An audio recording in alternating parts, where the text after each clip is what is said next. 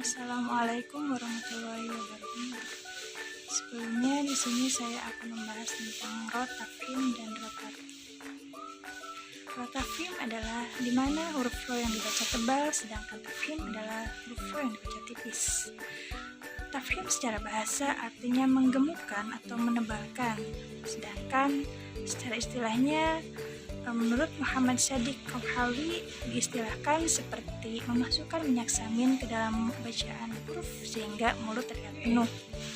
Lawan dari bacaan tafkhim adalah tarqiq.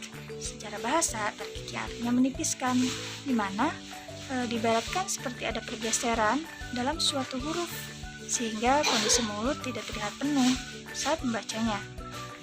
Kedua bacaan ini, tafkhim dan tarqiq secara garis besar terdapat pada huruf la dan ro. Namun, sebagian imam qiraat juga mencantumkan huruf istilah yang termasuk dalam bacaan tafkhim. Asy-Syatibi dan Al-Zazari juga memiliki pandangan yang sama tentang bahasa ini. Terlepas itu, metode penyampaian keduanya dalam karya masing-masing tetap memiliki kesan yang berbeda. Selanjutnya, karakteristik tafkhim dan tarqiq.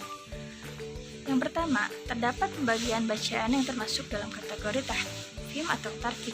Ciri-ciri umum tafkhim adalah seperti setiap huruf ro yang berharokat dhammah atau fathah serta lam pada lafaz Allah, sedangkan tarqiq adalah setiap huruf ro yang berharokat kasroh dan huruf lam yang berharokat fathah atau dhammah, kasroh dan sukun.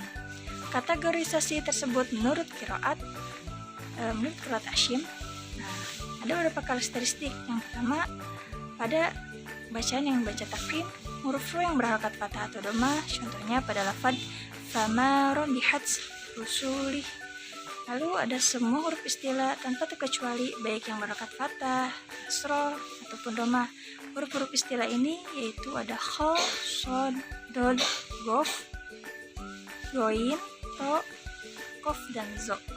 Ro sukun yang sebelumnya huruf berharokat kasroh atau ya, dan setelah hurufnya yaitu berupa huruf istilah. Contohnya pada lafaz fa'ir roda. Ro sukun yang sebelumnya huruf berharokat kasroh, arid atau hamzah wasol. Contohnya inir tabtum. Lalu ada lafaz Allah yang sebelumnya huruf berharokat fathah atau dhammah. Contohnya wallahu ghafur dan innallaha alim. Ro yang berharokat fathah, dhammah, sukun yang sebelumnya bukan huruf yang berharokat kasroh asli dalam suatu kalimat menurut pandangan Asy-Syatibi sebagaimana ditulis dalam Ad-Dani dan At-Tauhid fi al-Itqan wa At-Tazid. Contohnya biru'usikum dan birusuri. Ro yang berharokat dhammah yang diwakafkan baik ketika sebelumnya berupa huruf yang berharokat dhammah, fathah atau kasroh lazim atau ya yang sukun. Contohnya mudzajar. Lalu ada jika di antara ro dan huruf yang berharokat kasroh atau sebuah huruf yang disukunkan, maka ro-nya dibaca tafkhim menurut qiraat Asyim. Contohnya az-zikru dan hizrok. Ro kasroh yang sebelumnya huruf yang berharokat dhammah atau fathah yang dibaca wakaf atau sukun. Contohnya mim, matorik, dan bizunur. Lalu ada huruf-huruf yang dibaca tarqiq. Ada beberapa hal. Yang pertama, ro yang berharokat kasroh, contohnya bizik. Lalu ada juga ro yang sukun yang sebelumnya huruf yang berharokat kasroh, contohnya wastagfir. Dan ro yang berharokat kasroh yang sebelumnya bukan huruf yang berharokat dhammah atau fathah, baik wasol ataupun waqaf, contohnya min nazir. Lalu ada lafaz Allah lam jalala Allah, yaitu sebelumnya huruf yang berharokat kasroh, contohnya fi sabilillah.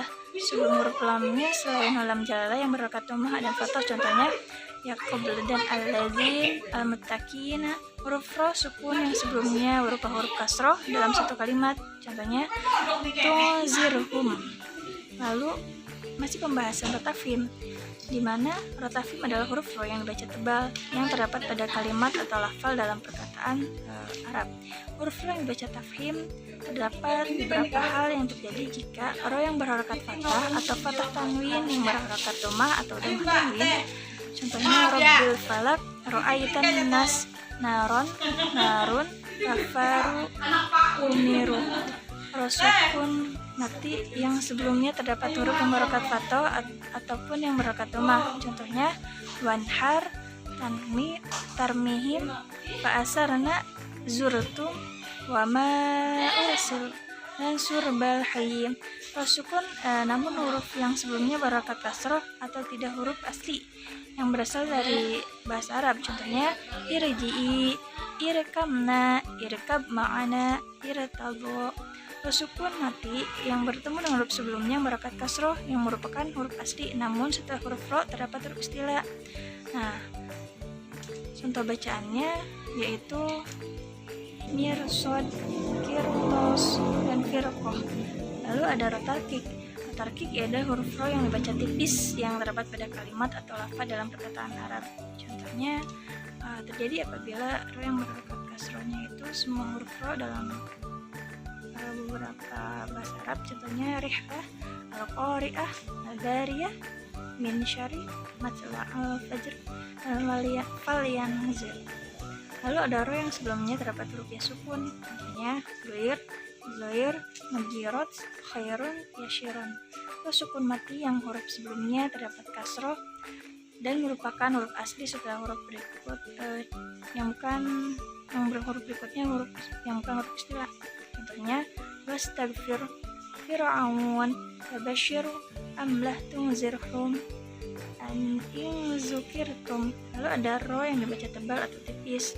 Hukum ro yang boleh dibaca tebal atau tipis apabila huruf ro yang berharokat sukun atau mati, huruf sebelumnya berharokat kasroh serta huruf setelahnya ada huruf istilah. Contohnya mirs dan hiz. Segitu saja pemaparan dari saya. Wassalamualaikum warahmatullahi wabarakatuh.